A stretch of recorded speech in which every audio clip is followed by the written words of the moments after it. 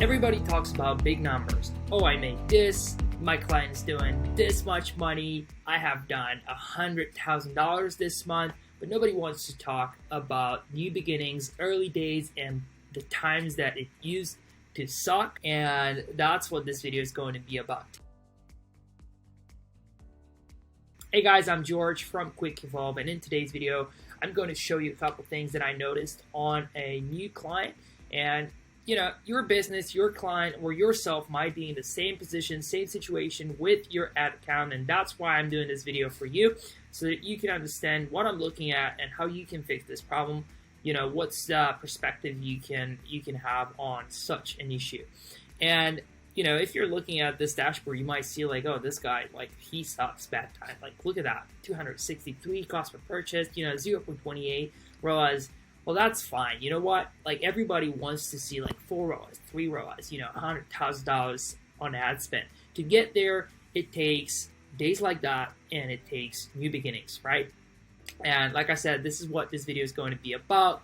And you know, we have a couple campaigns in here. You're probably not seeing that because they're blurred, but what you need to look at is the weird stuff going on, right? Like the cost per purchase, you're seeing $156 cost per purchase, but you know, the ROAS doesn't show up. You're seeing like 5 add to carts and just wanting to see a checkout, but 3 purchases. Something's not smelling right. And if you look at this, you know, this is our retargeting campaign. And I'm going to talk about this a little bit later when we look at a dashboard inside Shopify, because I have some cool facts about this too.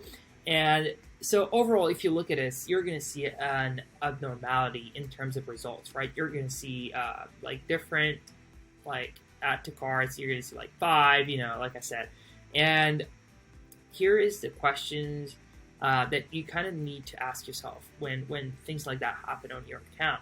You need to ask yourself, is the conversion tracking set up properly? Is the domain set up?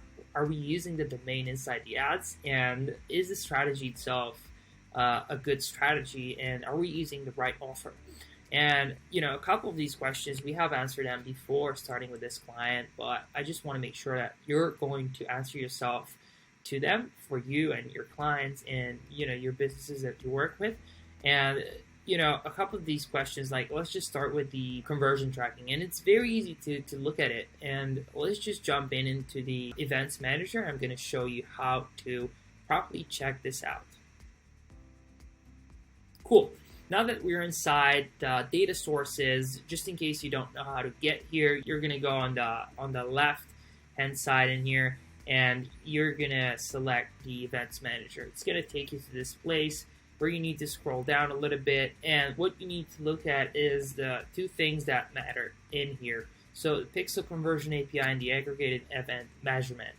And for the pixel conversion API, I'm just going to quickly go through explaining what this, you know, shows us in here. Is a connection method that you need to look at, and basically I would say that's it. And just make sure that the events kind of have some sort of the right order, because a funnel, you know, you can't really go from view content directly to purchase, right, unless you set it up that way. But on a normal DTC brand, on a normal e-commerce store, you're probably gonna have like view content, add to cart, and see a checkout, purchase, right? So you know, it should be normal to have, like, as you see here, like 12,000, you know, page views, and then we got 3.4K view contents, 188 add to carts, 105, you know, and you see a checkout, and finally 27 purchases. So it makes sense, right? There are less people bottom of the funnel. The second thing you need to look at is the connection method. Like I said, you need to make sure this is a browser and it's set up, browser setup, but it's also server. If it's just browser, that means you set up your pixel through just coding, like we used to do the old days, right? You just put in the number of the ID and that's it. But you need to do it through server as well. API, it's going to provide you better understanding and better results, right? And in order to do that, if you're using Shopify, it's very easy. You just need to install the Facebook channel and follow the steps from there. But the other thing you need to look at, and this is very important, the aggregated event measurement. Now, we have noticed a couple weird things in here. as you can see, like view content, add to cart purchase, and it just doesn't make sense, doesn't add up, right? So what you need to do is click on this button, Manage Events. After you click that button on Manage Events, it's going to take you to another page. It's going to say, Web Event Configurations, and that's where you're going to want to change the priority of the events in case it's not set up the right way. So as you can see here, we're looking at some weird stuff. We're looking at highest priority events and then the lowest priority event, right? And let me tell you a couple things about the way you can configure the event. So by default, when you're going to start a new account, you're probably going to have like 4 events to configure, and that's because you don't have enough purchases. And I think unless Facebook changed that, when you're going to have 40 purchases, you're going to be able to set up 8 events, right? And what you want to do is take that purchase, put it up, and select it 4 times, right? So you're going to have purchase as a highest priority, and then the other events followed by purchase is going to be purchase, right? 4 times. And the other 4 is going to be, in this order, it's going to be initiate checkout, it's going to be add to cart, and view content. And this way, you're making sure that you have the events probably set up. The other thing you need to do and make sure you're doing it when creating the ads is selecting the domain at the ad level. This is very important. Otherwise, it might affect your ads, right? And the data that you're going to see in the dashboard. Now let's get back to our details. In order to track, we have identified the issue, right? In this case, it has been the conversion tracking, but let's just say that was set up as well. What else can you look at? Like I said, you can look at your strategy, and you can look at your products. Are you using, the right product? If that doesn't work, then try something else. Don't waste time and money, which obviously are the best resources for you. Don't use them on something that doesn't work. So keep on working on better ads, keep on working on better strategy. But let's take a look at the data from the Shopify Analytics and see why the conversion tracking issue has been going on here, and how did we identify this? So we're looking at the Shopify Analytics, and a couple things you can notice in here is the month-to-date results. So I can see that, previously this client hasn't been doing they were doing no sales at all. And this is where we actually took over, but like June 14th or June 13th, something like that, we didn't spend nothing in here. And then on the June 16th, that's when we basically started getting some results, some traction. And you can see here, we've got some new customers as well as returning customers, because this is also important. I mentioned that because this is when we started the DPA ads. And I know for a fact we're not doing Google ads at all for this client. So, I doubt that those people sadly just, decided to enter the website without seeing any ad whatsoever. So we did get a couple customers returning, and the average order value in here has increased 8%. It's standing right now at $323, and we got a store conversion rate of 0.93, which is 22% up. And this is obviously going to be improved. Like I said, early days, guys. And if you look at the data, you can see here that the add to cart, ratio has been increased as well, 69% compared to the initiate checkout that has also increased, and so on and so forth.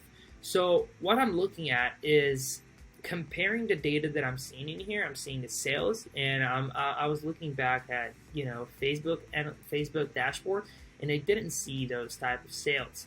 And in order for you to check, in case you see things like that, one other thing that you can do, like I said, let's just assume for the sake of this video that conversion tracking was working well.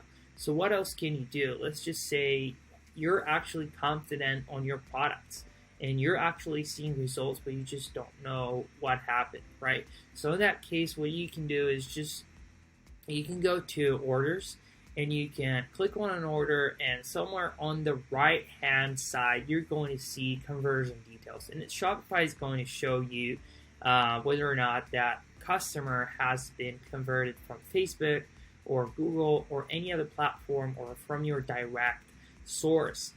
You can also use UTM tracking parameters in your ads. So when you're doing that, basically what you're going to get is data in your analytics, right? And you're going to be able to see what's going on. So this is a bit, I know it's a bit weird, but it kind of makes sense. So when you see things like that, just to recap, when you look at your ads and you see something's not matching, ask yourself whether or not conversion tracking has been set up, whether or not the domain has been selected and set up properly, whether or not you have been using UTM, so that you can double check on your Google Analytics and then compare your data with the ones that you're seeing in Shopify. And that way you're going to have a better understanding of what's going on. So this way you can keep on moving with your ads. It's going to be hard, and I know that this is not going to solve your problem. This is just a possible solution to the real issue.